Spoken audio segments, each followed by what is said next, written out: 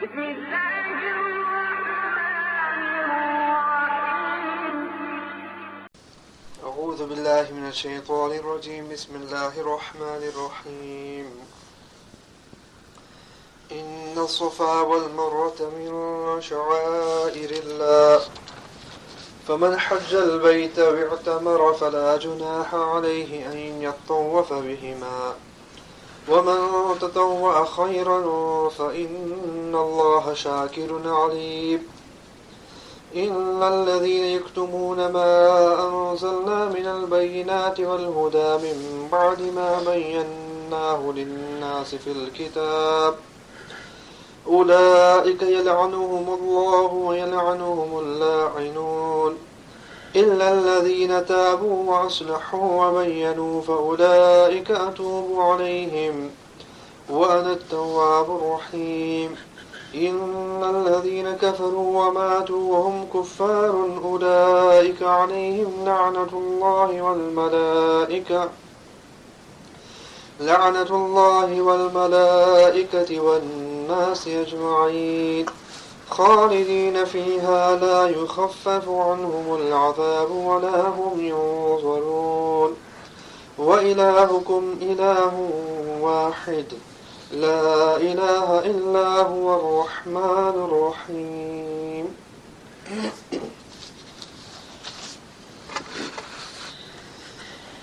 Respectful honorable friends, the verses that have been recited to you are a continuation of the ruku which we had commenced with 2 weeks ago. The previous verses that we had completed, Allah subhanahu wa ta'ala made mention of one great quality that a believer should possess, and that is of sabr, which we did in fair detail. In the verses that have been recited to you, Allah subhanahu wa ta'ala refers back to something which we did a few rukus ago. A few rukus ago we did with regards the erecting of the Kaaba by Sayyidina Ibrahim alayhi salam and Ismail alayhi salam, and with regards the dua that he made for this ummah, and with regards the Hajj.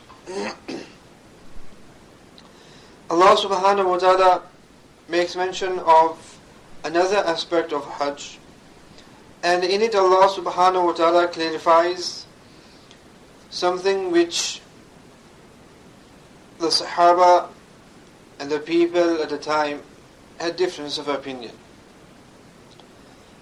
Elsewhere in the Quran and in the past, Allah subhanahu wa ta'ala has mentioned with regards doing tawaf, فَلْيَطَوَّفُوا بِالْبَيْتِ الْعَتِيقِ, that a person with regards to Hajj and the Umrah, that a person should make tawaf of the Kaaba. Now during the days of Jahiliyyah, days of ignorance prior to Islam, the Mount Safa and the Mount Marwa had idols on it. There was one idol on Safa and another on the Mount Marwa, which the people would walk towards and they would kiss these idols. Afterwards, these idols were demolished. So it is sunnah to demolish statues. So these statues and idols were demolished. Now when the order of Hajj came, the Sahaba had a difference of opinion whether they should also do the sa'i of Safa and Marwa or not, because they thought it to be a custom of the past.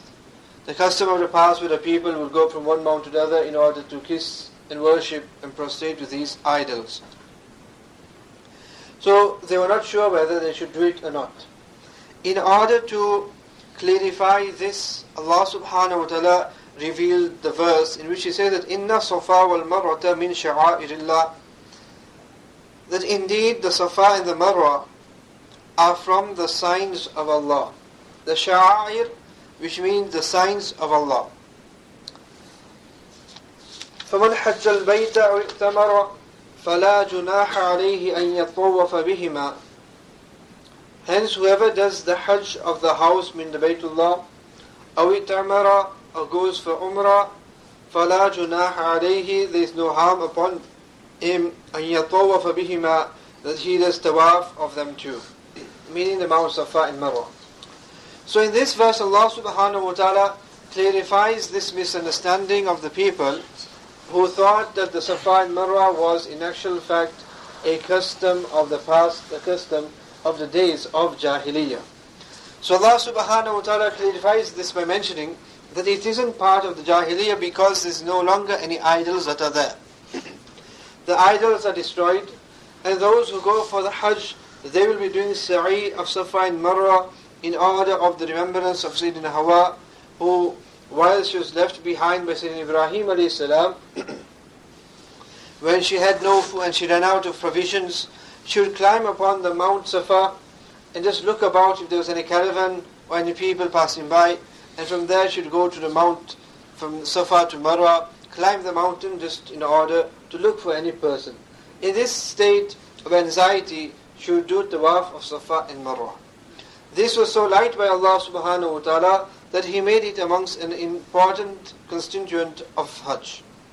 To that extent, that besides Imam Ahmad rahimullah, Imam Ahmad regards it to be sunnat for a person to do Sa'i of Safa and Marwa, whereas Imam Abu Hanifa, Imam Malik, Imam Shafi regard it to be something that is wajib and farz. Imam Abu Hanifa says it's wajib, Imam Malik and Imam Shafi say that it is farz. So it is part of Hajj. So if a person goes for Hajj, he does the tawaf but he doesn't do the sa'i, then he has to sacrifice a large animal as compensation, as a penalty, as dam. Otherwise, his Hajj won't be complete. So Allah subhanahu wa ta'ala removes the doubt that it is a custom of the days of Jahiliyyah by saying that the Safa and Marwa are also from the Sha'airillah, the signs of Allah. What does Sha'air mean? Sha'air means a sign, something that indicates towards Islam or towards Allah. Here it says the sign of Allah, meaning towards the deen of Allah. The Sha'air of Islam are something which is very, very important. For example, the Adhan is also a Sha'air of Islam, a sign of Islam. Wherever you go, if you want to know whether there's Muslims living there or not, you wait for the time of Salah, you hear the Azan, you know that there are Muslims who live in this vicinity. It is a Sha'air, one of the signs of Islam. The Masajid are also from the Sha'air of Islam. The crescent and the star, this isn't any Sha'air, this is just man-made, homemade, Allah knows best where it came from. But it isn't any Sha'air of Islam. But the Masajid, they are Sha'air of Islam. It shows what Islam, that this is a place of worship for Muslims. In the same way, the Sha'air of a male is his appearance. The beard is also a Sha'air of Islam. The appearance is also Sha'air of Islam. The hijab is also a Sha'air, a sign of Islam. So in this way, there are various different things that Allah subhanahu wa ta'ala has made as Sha'air, meaning signs of Islam. Here Allah subhanahu wa ta'ala says that the Safa and Marwa, these are also from amongst the Sha'air of Islam, the signs of Islam. So whoever desires to do the Hajj, or he intends to do Umrah, there is no harm upon him that he makes tawaf of these. In order to clear the misconception that tawaf was only for the Baytullah itself and not for the Safa and Marwa.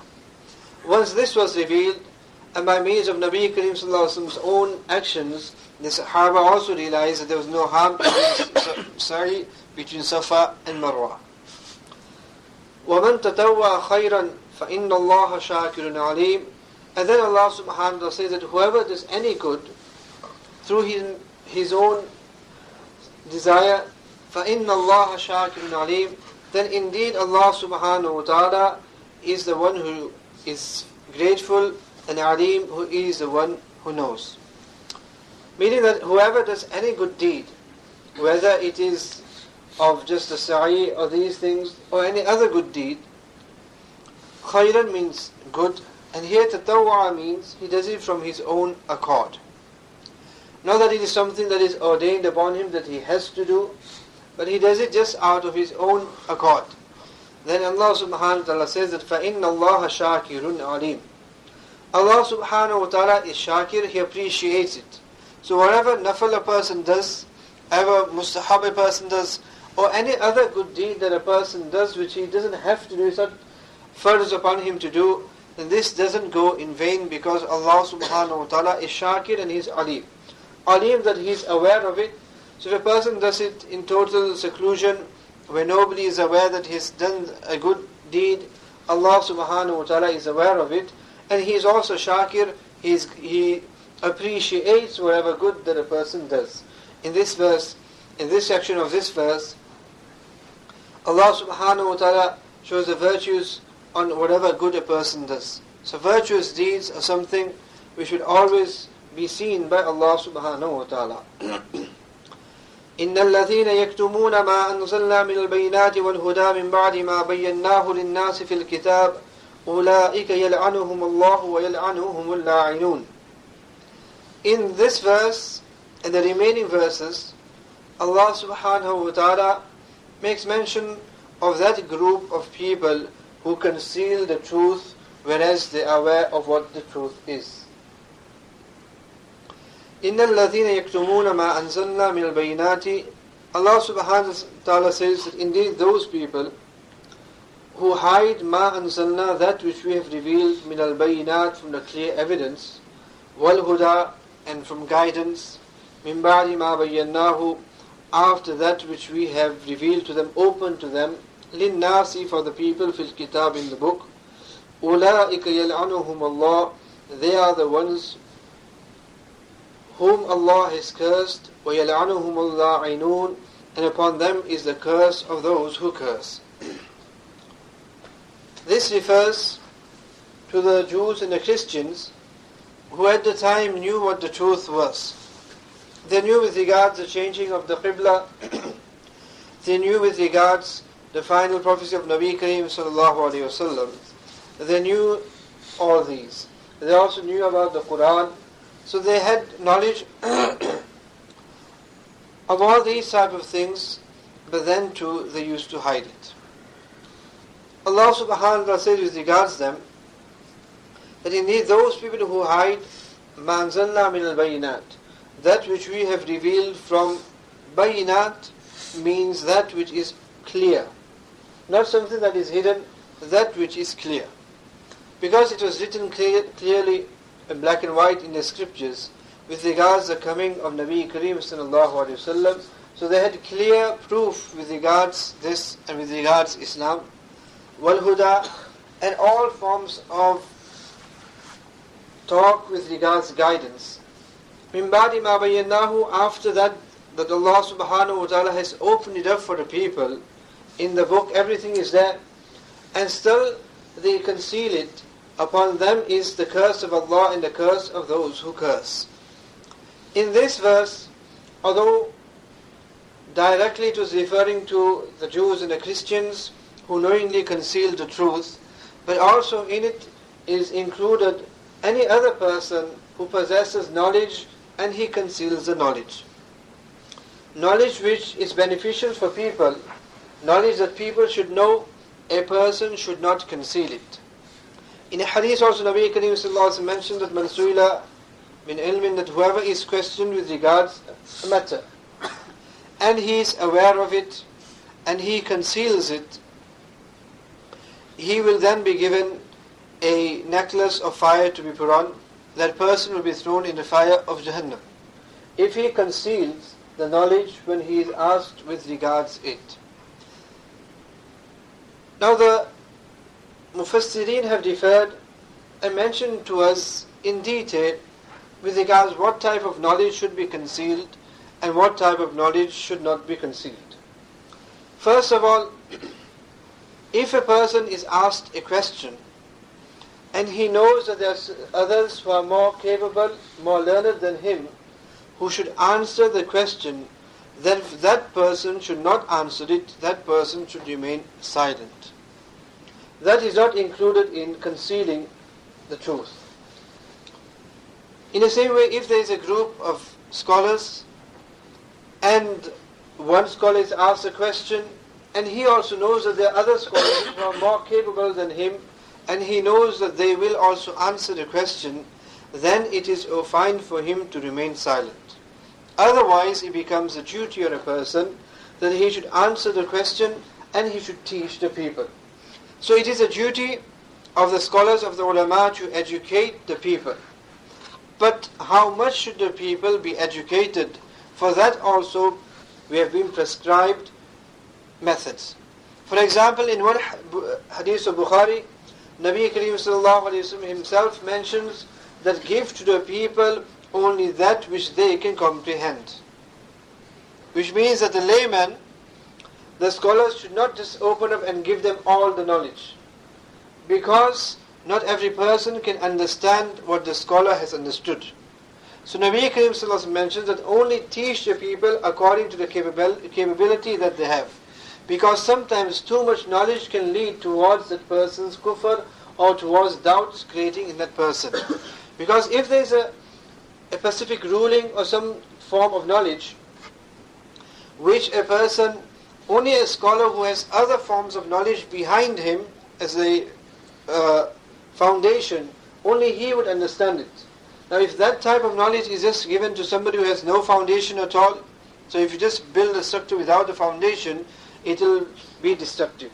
So in this way, if the foundation is in there, and you start putting the structure and the roofing on, this will be detrimental for a person. They'll start having doubts with regards to the Masla, with regards to the ruling, with regards to Deen and Islam, and this will be detrimental for them.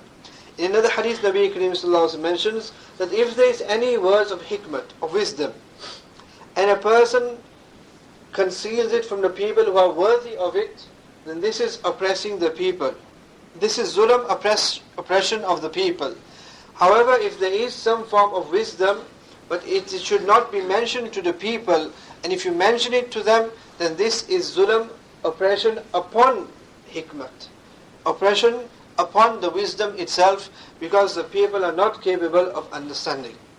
In another, Sayyidina Ali radiallahu ta'ala mentions that the example of teaching people more than they should know is like a person placing a beautiful necklace onto the neck of a swine.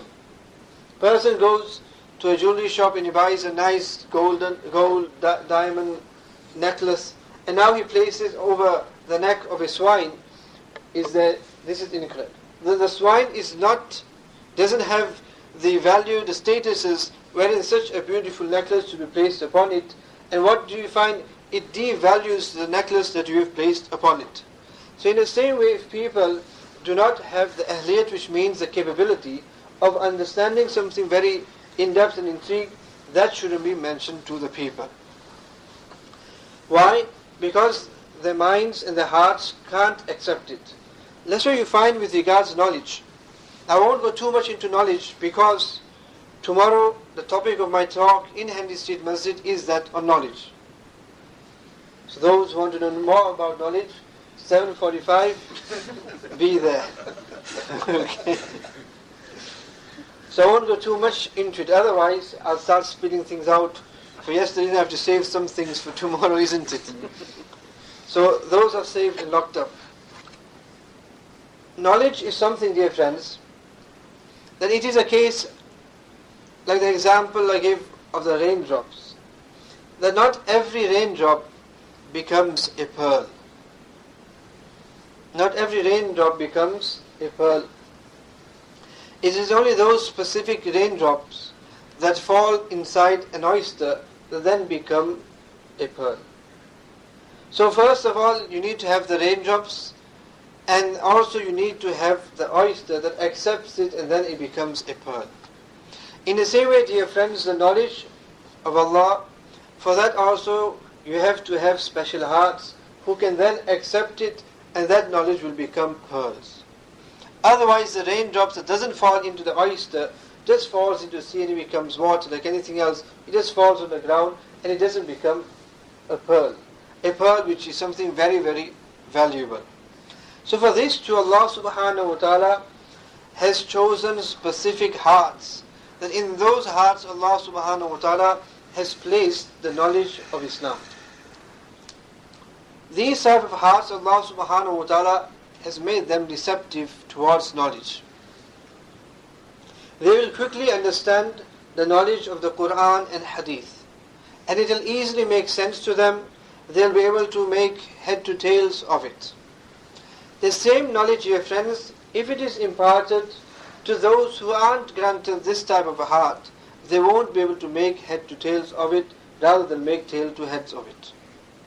And this is what we find today, where we have a lot of so-called homemade scholars. And these homemade scholars are the ones who start interpreting things how they desire and how they wish. So Dr. So-and-so has Quranic lessons every now and then. Dr. So-and-so sits there with his mashallah tie choking his neck, and he's sitting there and he is now giving dars of the Quran. What dars of the Quran is he giving? He's not giving dars of the Quran, but he is giving dars of his understanding of the Quran. Dars of his limited understanding of the Quran that he gives to the masses. And in that limited discourse of his, dars of his, he'll be telling the people how the Quran was revealed in one time and we are in another era. Hijab was revealed then, we are in a different era. So therefore, if we are told that we don't need to, that if we are told that hijab is going to be banned, then yes, fair enough, we should obey the law of the land, and it is fine for us because it is something that is just there, that it is practiced, that people out of modesty probably used to just wear hijab, and it is something that's very important. Covering the face is also not important. There will be those who come out with their own interpretations of Islam. There will be those who make such type of interpretations that suits them. Because they are limited in their knowledge, because they are lazy also with regards how much they want to practice upon Islam, so in this way they'll also limit the people. They make the people as them, because everybody else will look out at this doctor also. How punctual is this doctor also? Does he also have TV VCRs in his home? Does he also go to the cinemas with his family? Does he also go to McDonald's or not? Does he also have this and that going on? So because of this, he has to make all these things also halal, so people also think like him. So he'll telling people also that obviously the Quran tells us in times of great distress and difficulty, you can't find any food, you can eat even carrion, you can eat another person also. So if that is the case, that you can eat haram, so in this country, we're living in a kufr country, so it's okay for us to go into McDonald's and eat the haram that is available. If these type of characters also different, wherein Allah knows best, whenever they go by so many of our butcher shops, halal butcher shops, big halal signs, it doesn't make sense to them. Probably they become blind at that time, they can't see the halal signs, but when they make the haram McDonald's and Burger Kings and all that into halal. Saying that in kufr country, because now you have to eat something, isn't it? As if you're going to starve without it. You have to. So these type of things are why? Because now they are trying to interpret things which they have no knowledge upon. So knowledge, dear friends, is something which is very, very important for people to learn. But the amount of knowledge is also limited to each person's understanding. Obviously those things which are integral, with regards halal, haram, what is farz, etc., with regards a person's daily ibadah that he needs to do, those essentials, obviously this is compulsory upon everyone. That is not limited. Everybody has to learn that amount by which he can implement and carry out the faraiz. That is farz on people. More than that, to go into things, this isn't the duty of each and every single person. And if a person now starts just reading books, any books that he has, he goes onto dodgy search sites on the internet, and he starts going onto various sites on the internet, then you will find that this person will just become, he's deceived and he'll become more deceived. So this is something that is very, very important. So if the ulama do not mention everything to the people with regards to some very integral masail, then they are doing the right thing, because some masail, it is better off that the people should not know. For example also, there are certain masail, certain rulings, etc., wherein a person can make tahweel and hila. Hila, tahweel means where a person can now sort of go the other way around. Understand? So the back door, where you can sort of turn it a bit, play with it a bit, and in which you're not doing anything wrong, but it's just the manner in which you do it. Now there's these type of things. Now these type of masail also, the ulama should not mention these things to the normal public. Otherwise they'll misuse it and they'll start abusing it, and in doing so they'll go one step further and then start making these type of hila planning in basically every ibadat that is there. These type of things are not mentioned to the awam. And to that extent, there are so many things which you know yourself that it is better that the people don't know. Because if they know it, they'll start becoming lazy, they'll start changing things. And the fact that they don't know it is good because they are actually carrying out it in the better form. So the way they are, they're doing better knowing how much they do know rather than them knowing too much. As we ourselves know, it's better to know just enough than too much. It's not always good to know too much either.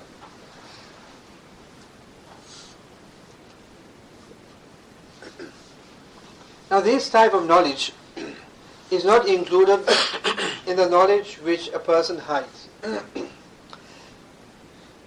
Sayyidina Abu Hurairah radiallahu ta'ala mentions that if it wasn't for this verse, he would not have narrated any ahadith at all.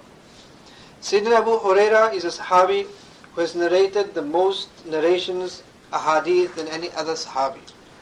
But he mentions that if it wasn't for this verse, in the الَّذِينَ يَكْتُمُونَ, those who conceal the knowledge. If it wasn't for this, he says, I would not have narrated any hadith at all. Why? Because he realized that the narrating of a hadith is also a great responsibility, where you narrate it exactly how you've heard it. So that he knew that it's a great responsibility. But he said because of this verse, he mentioned the hadith because of this verse. Which also shows us that according to the Sahaba, the hadith had great statuses just the way the ayat of the Quran. Because here Allah subhanahu wa ta'ala doesn't mention that of the hadith, he just says, مَا أَنزَلْنَا مِنَ الْبَيِّنَاتِ وَالْهُدَى مِنْ بَعْدِ مَا بَيَّنَّاهُ لِلنَّاسِ فِي الْكِتَابِ, referring to the Quran, the verses of the Quran. But to the Sahaba, the hadith also had great importance. Less why with regards to the hadith, he narrates this verse. If it wasn't for this verse, he wouldn't have made mention of any ahadith. So this shows, and this is also a lesson for those people who think that just the Quran on its own is sufficient. You can get by with the Quran only. You don't need the ahadith. Allah knows best where they learned how to read salah then. Because nowhere in the Quran does it tell a person how to perform his salah. It doesn't tell us in the Quran how we should stand in the safs, how the adhan should be given, how we should perform our entire salat. If a person makes any mistakes in his salah, how he should compensate for it. None of these masail are mentioned in the Quran. So I would really like to know how they perform their salah. Now those people who conceal the truth, after knowing the truth, what is their case? أُولَٰئِكَ يَلْعَنُهُمُ اللَّهُ وَيَلْعَنُهُمُ اللاعنون. Upon them is the curse of Allah and the curse of all those who curse.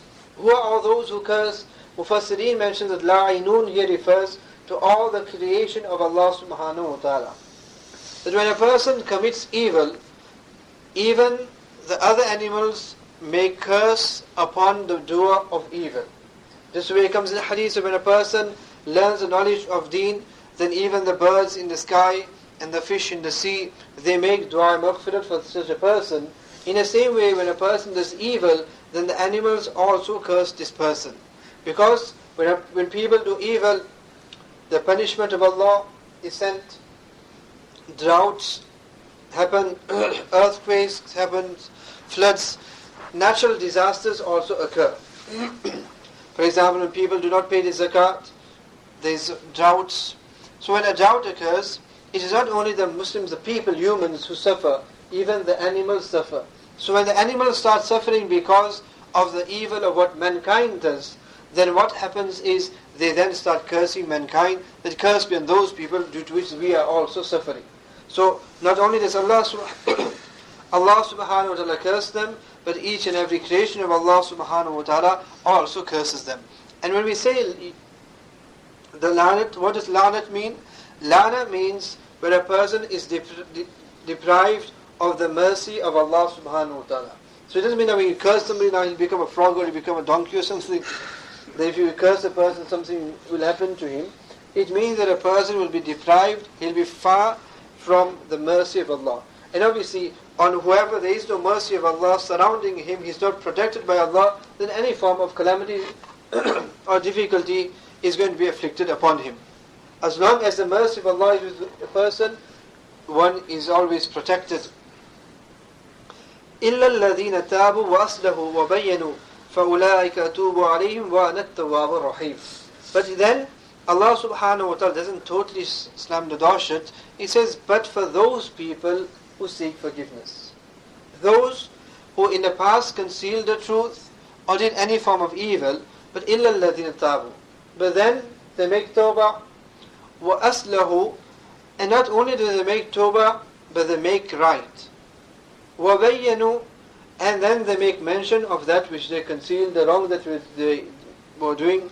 فَأُولَٰئِكَ أَتُوبُ عَلَيْهِمْ, then these are the ones who we forgive.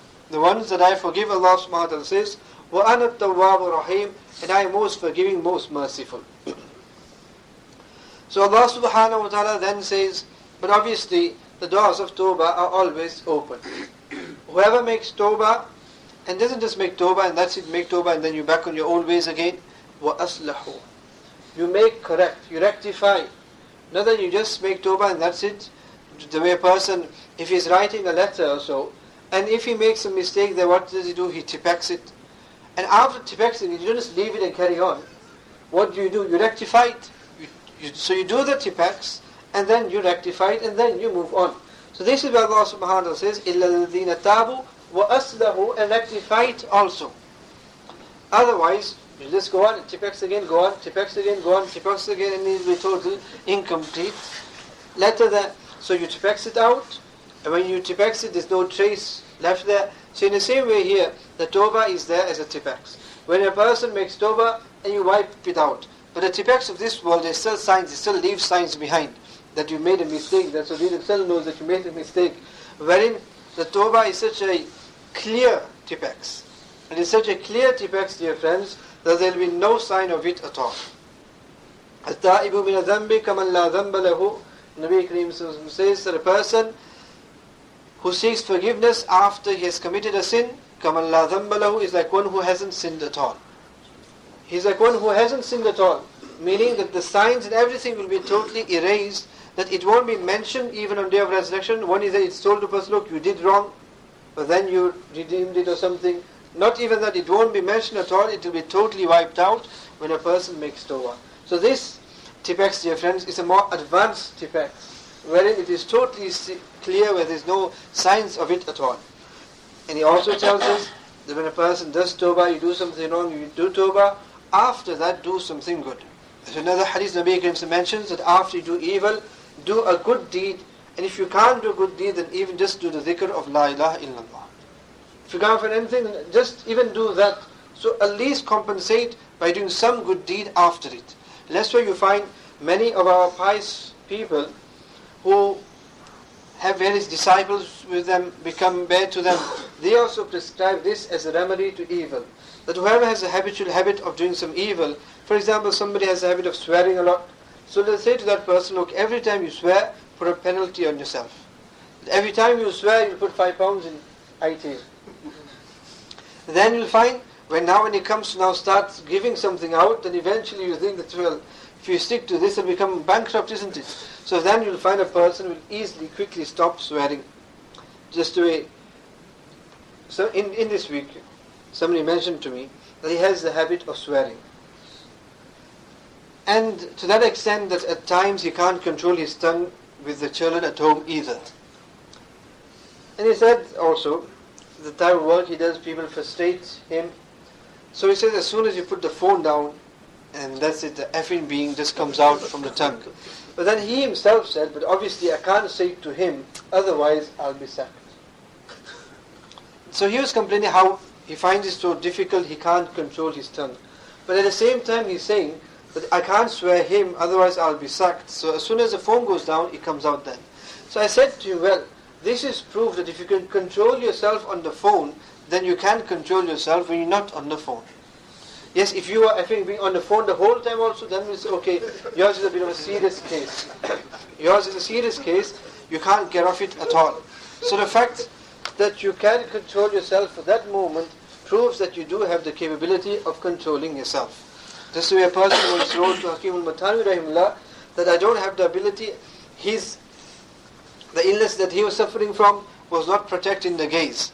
So he wrote to Hakim al-Mathani rahimahullah that I can't, whatever happens, I just can't protect my gaze. On which he said, look, every action has a positive and negative. If something you can do, you cannot do it also. If you can stand, you can sit also. So the fact that you can do it is proof that you can't do it also. Nothing has been created wherein you can only do it and you can't not do it. So the fact that you can do it shows that you cannot do it also. And as then our Shaykh gives a beautiful example. He gives a few examples. One example he says is, if for example he gives the example Muhammad Ali, if he is just standing next to you with his boxing gloves on, and his daughter comes in front of you, tell me then will you look at her or not? Then all of a sudden everybody will be able to protect his gaze. Or at the same time somebody, Miss World is in front of you, and her father is just there with a gun standing next to you on your forehead. Look at her and you see what happens to you. Then every person, whoever's a champion in illicit gazes also, he'll also be able to protect his gaze at that time. Why? Because of the fear of the gun, of the boxing gloves that's next to him. So that is proof that a person can do it. Even if at that time a person couldn't do it, then you'd say, okay, there's something serious here. But the fact that you can protect yourself shows that you can do it. So I mentioned to him, look, because of your job, because of the worry of your boss and the job, there you can protect yourself. You won't swear him because you know you'll lose your job. Because you value your job, and because you have so much value for your job, you can control yourself then. This is proof that you have value for your tongue, the value of the hadith when Nabi Karim mentioned that do not swear, and that of the word, the command of Allah subhanahu wa ta'ala. If you had value for these things, then you would be able to control yourself at all times. So, we junction to that. وَأَصْلَهُ. The talk was وَأَصْلَهُ, when a person needs to do something good. So I was mentioning, yes, with regards how it is prescribed, a person has the habit of doing evil, then he should do a good deed after it. And obviously when you give some donation somewhere, this is a good deed also. So then if you fix such type of penalties on you, then you find gradually when you start finding that your bank balance is decreasing, then you will find out that you will definitely come onto track then. So if anybody has any of these type of things, the lila box is just here.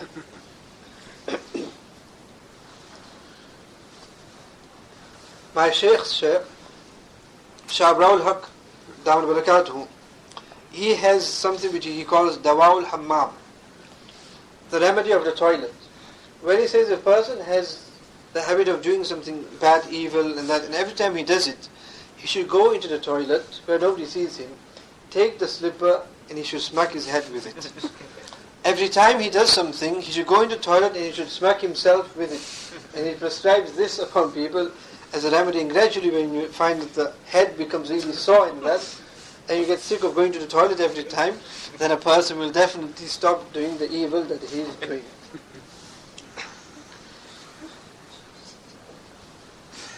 Even the mudarrisin, the teachers of his madrasa, are not free from this type of punishment either.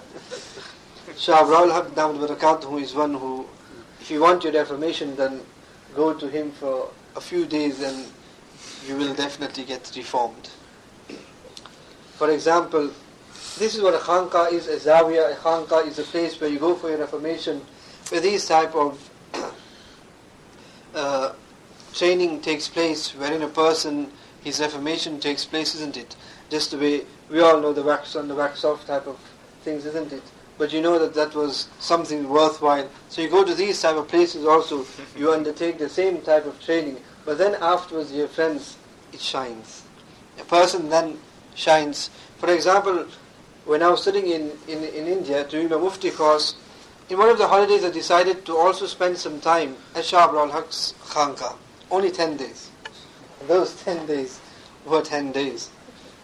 Now normally in Darul Uloom, I was in the Darul Ifta, in the faculty of Ifta, which was the highest faculty in the Darul Uloom. And the Darul Ifta also, our classroom, in the section that it was also on the top floor. So obviously you're in the highest faculty, and every day you're going to the class, you're going on top every time, so you're on top all the time. So obviously, this can get to the head also. And then we went to Shah Abdul Haq Dawud Barakatuhu.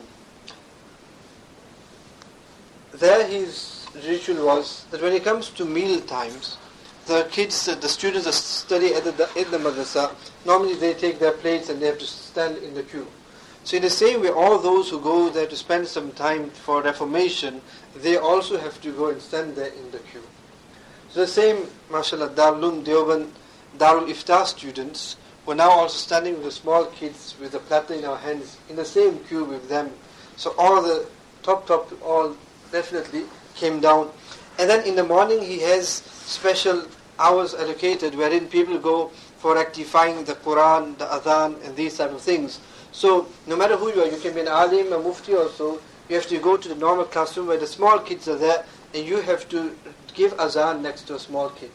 You read the alif ba ta next to the small kid. If you make a mistake, he rectifies you.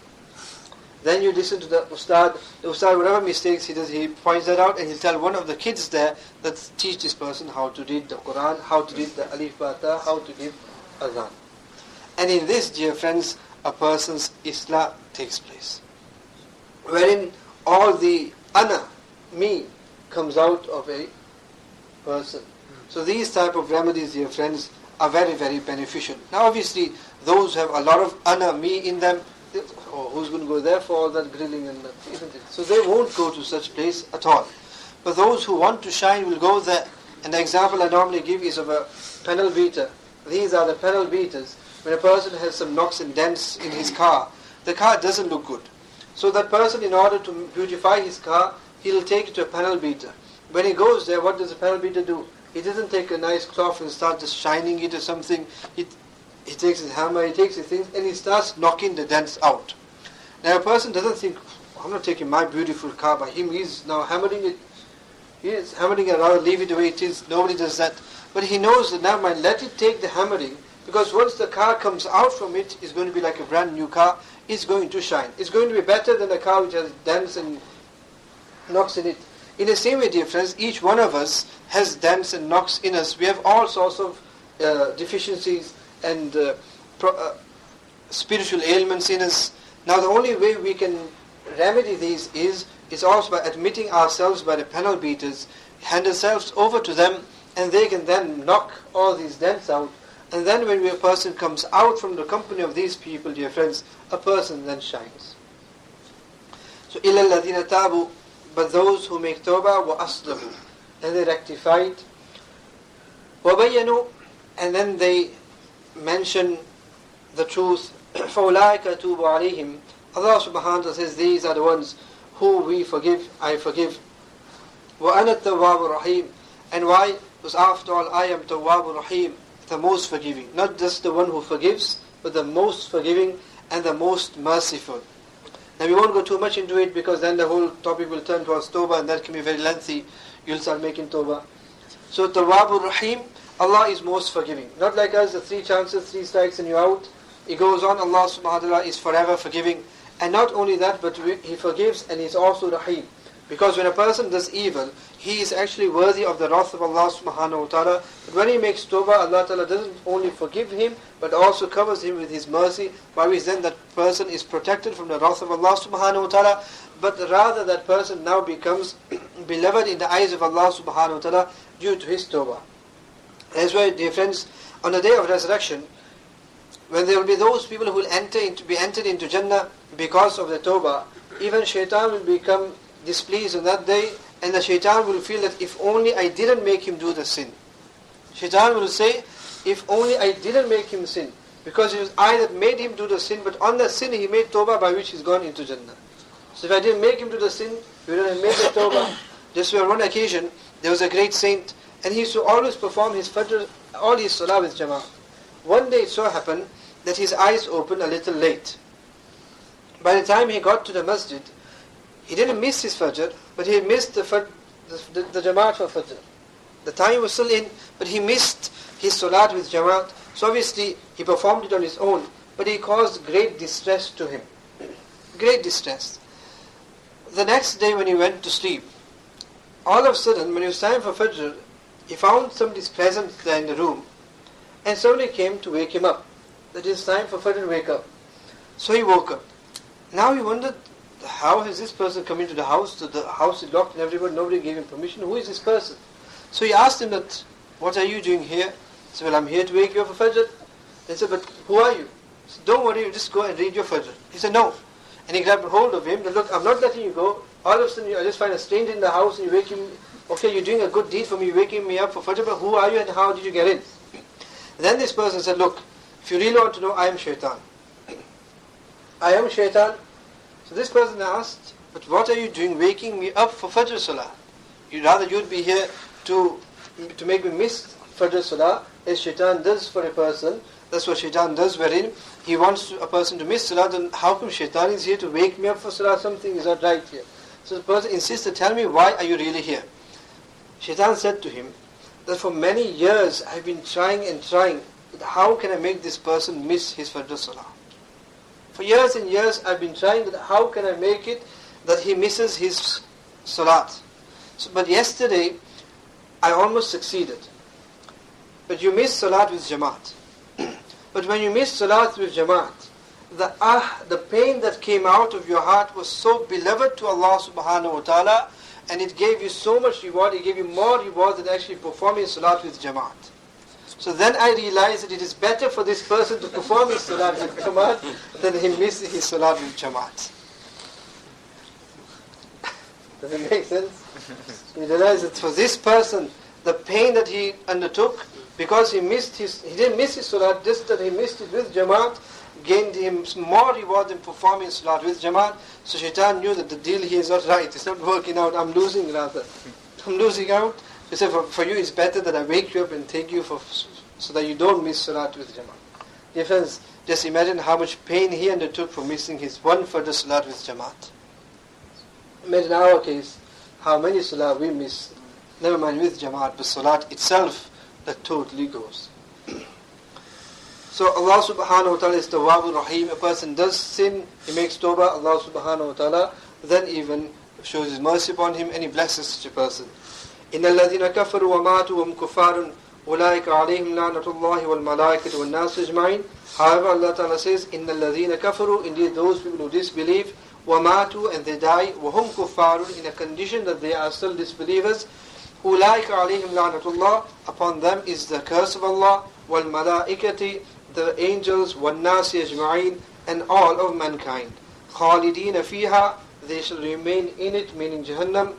لَا يُخَفَّفُ عَنْهُمُ الْعَذَابِ, the also die in the condition of kufr. Upon them is the curse of Allah. From this, the fuqaha have mentioned a ruling, a masla for us to ponder over, in which they have mentioned with regards to the ruling that is it permissible to curse the disbelievers or not. In which they mention that it is permissible to curse the living disbelievers in general, but it is not allowed, permissible, to curse a specific individual, because a person does not know in what condition that person will die. That individual may be a kafir now, but later on what he becomes, we do not know in what condition he will die. So it is not permissible to curse a specific individual, although it is permissible to just generally curse the disbelievers. And also from this verse they have deduced that until you do not know for sure that a person died in the state of kufr, it is not permissible to curse them after their demise. Because you may be cursing them, but you do not know whether they did die on kufr or not. How was their final condition when they died? We do not know.